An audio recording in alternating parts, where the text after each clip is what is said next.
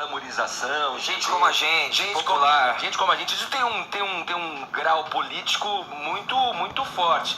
Mas em contrapartida fica mesmo a ideia de que perdeu-se a oportunidade de dialogar frente a frente ali com grandes líderes do mundo todo.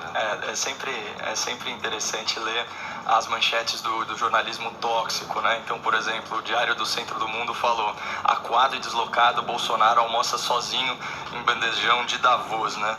É possível estar solitário, viu, Edgar, na companhia de milhões. Eu, por exemplo, agora estou falando sozinho, mas eu me sinto ecoando a voz de milhares, né? E me lembrou tem uma poesia maravilhosa, né, do Paulo César Pinheiro, chamado Solidão. Você lembra dessa? Qual que é? Isso aí é a seguinte: eu sozinho no meu caminho, sou eu, sou todo, sou tudo, e isso sem ter contudo, jamais ficado sozinho. Olha aí. Fica a dica aí cultural pro ouvinte da PAN. Esse é um poema maravilhoso, vai com certeza levantar os espíritos de quem não estiver se sentindo aí com forças para tocar o dia a dia. Agora, a questão, até a crítica, a duração do discurso, né? Já que a gente está falando de poesia e literatura, como é que era aquela frase do Zé de Alencar, né?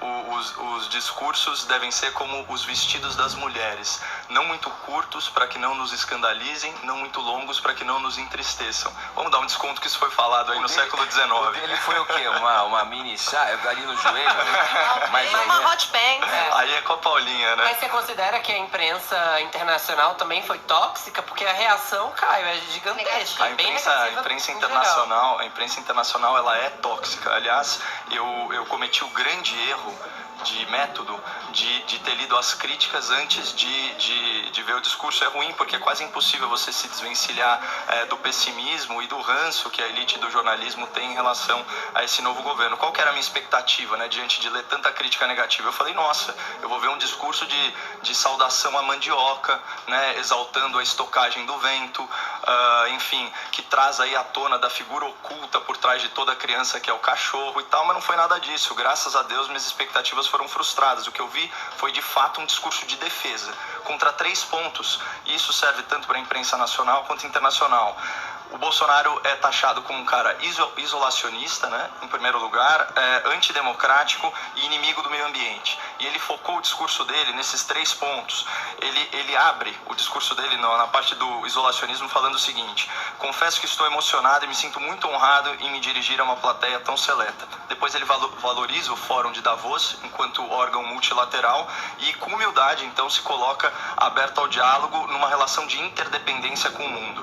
Na questão antidemocrática, ele deixa bem claro: assumiu o Brasil numa profunda crise ética, moral e econômica. Vamos lembrar que mensalão, petrolão são esquemas de corrupção cujo objetivo maior é abastecer um projeto criminoso de perpetuação no poder, que é a antítese da democracia, né? E ele destaca a legitimidade dele ao trazer um dado chocante, provavelmente, para todos os burocratas e líderes internacionais de Davos, que a campanha dele custou menos de $1 milhão. Isso deve ter chocado a plateia, porque mostra um apoio popular que provavelmente é inédito para todo mundo que estava ouvindo isso lá. Ele também destaca que pela primeira vez no Brasil é formado um ministério técnico sem aquela política do presidencialismo de cooptação, do toma lá da cá, e o loteamento do executivo com os partidos do poder legislativo. E finalmente, na questão do meio ambiente, ele deixa muito claro o combate ao lobby que se convenciona chamar como Farms Here, Forest There. E ele foi muito bem tratado, que é o que? Fazendas aqui, florestas lá. Ou seja, as grandes potências internacionais estão mais interessadas em preservar no quintal dos outros e não no seu próprio. Isso tem textos excelentes do J.R. Guzzo, repercutidos pelo Augusto Nunes e também muito bem explanados pelo Evaristo Miranda, da Embrapa. Ele fala o seguinte para Davos: somos o país que mais preserva o meio ambiente. E ele fala que preservação e desenvolvimento são interdependentes e indissociáveis. Ele coloca tudo isso junto com alguns dados que também devem ter surpreendido muitas lideranças lá. Fora isso, além desse discurso de defesa, tem algumas questões propositivas que eu achei muito legais, porque já servem como metas. Primeiro, colocar o Brasil entre os 40 destinos turísticos do mundo, muito importante. Segundo, colocar o Brasil entre os 50 melhores países para se realizar negócios. Vamos lembrar que, pelo Banco Mundial, nós somos só o 109º país de 190, e pela Heritage Foundation nós estamos entre as 30 economias menos livres do mundo. Então isso aqui é uma meta muito importante. Ele falou em redução de carga tributária, desburocratização, respeito a contratos e responsabilidade fiscal no contexto das reformas. Para fechar, ele disse: quero mais do que o Brasil grande, quero um mundo de paz, liberdade e democracia. Eu achei o discurso positivo. Eu acho também que tem uma questão